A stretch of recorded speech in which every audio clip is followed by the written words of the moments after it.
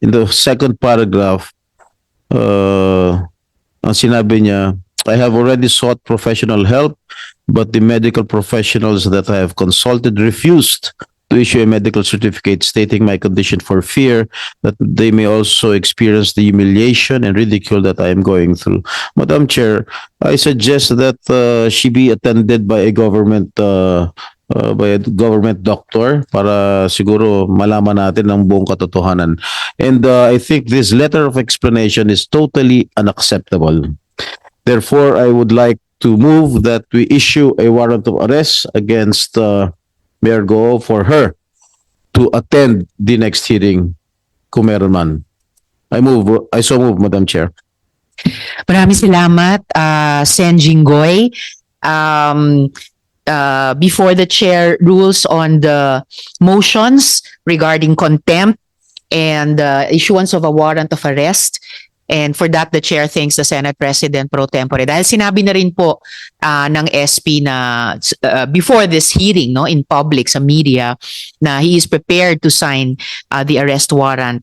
Bago noon, before ruling on the motions for contempt and the motion for additional subpoenas, the chair concurs with Senators Nancy and Jinggoy regarding their estimation of the letter of Alice Guo. The committee is in receipt of that letter of Alice Guo seeking to explain her absence again today.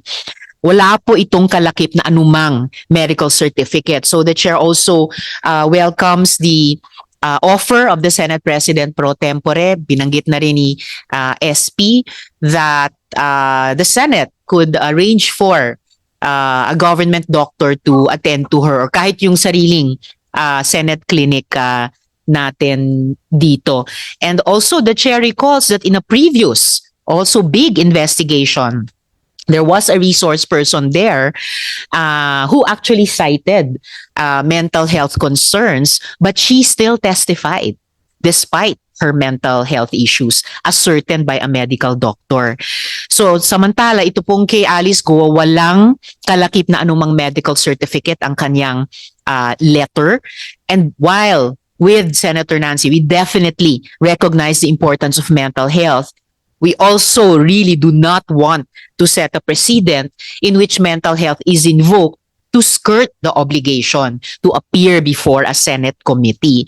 And with the Senate President pro tempore and Senator Nancy, we find her claims in the letter devoid of credibility.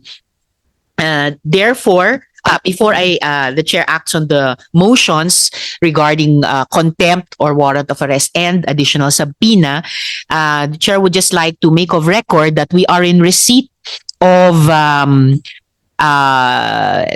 letter from the attorneys at law of Mr.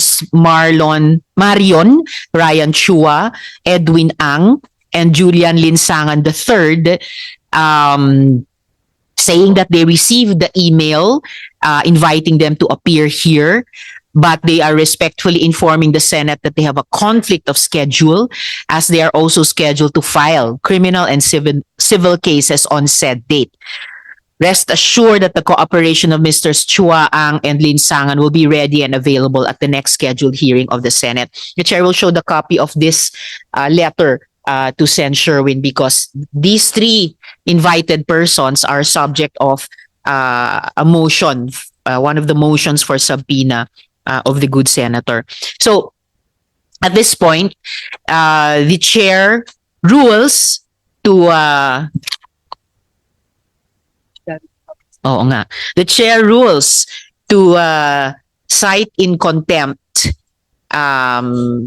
Alice Guo or Guo Huaping, and for her to issue the warrant of arrest as moved by the Senate President pro tempore. The chair also rules to cite in contempt Nancy Gamo and Dennis Cunanan. Additionally, the chair rules on the motion of Senator Sherwin to cite in contempt Wen Yi Lin, CMN Leal Guo, Jiang Jung Guo, I hope I'm pronouncing his name correctly, and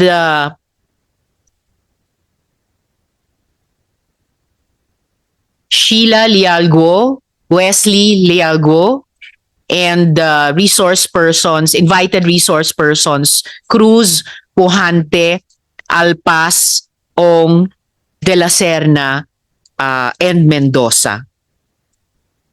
So ruled. Yes, I second the motion, Madam Chair.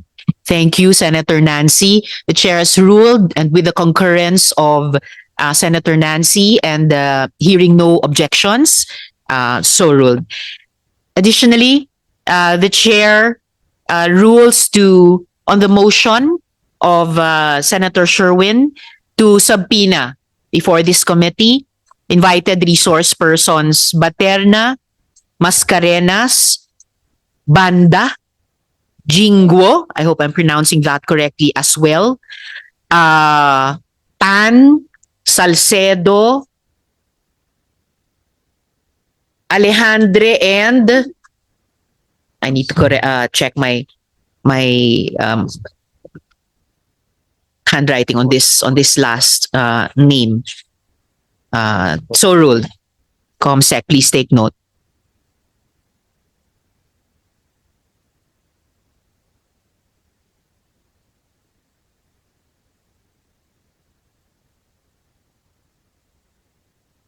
Madam Chair, if I may. Yes, Sen Jinggoy.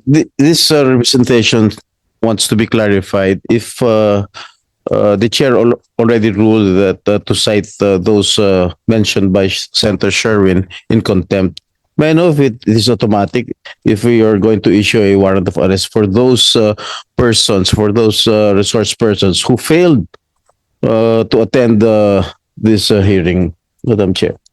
So just to clarify the point raised by the Senate President pro tempore, these 8 persons na isa-cite ng committee in contempt, these 8 being Alice Guo or Guo Huaping, Nancy Gamo, Dennis Cunanan, Wen Yilin, Ximen Leal Guo, Jiang Jung Guo, Duaren Wu, and Chona Alejandre. The chair has ruled to cite them in contempt. Pagkatapos ng hearing, susulatan ng chair ang Senate President. Once i-affix ni Senate President yung citing in contempt ng chair, in effect, masaset into motion na yung pag-issue ng warrant of arrest. So it is in effect, good Senate President pro tempore, the same legislative or investigative action, pero ganun yung magiging step sa process na yan. Thank you. Thank you, Sen Jinggoy. And, just to repeat for the record, for sure, on this matter of contempt for the 8 named resource persons, they are cited in contempt. I so rule. All right. The chair will also rule on the motion to subpoena a certain number of invited resource persons. Binubuo lang ngayon yung complete names nila.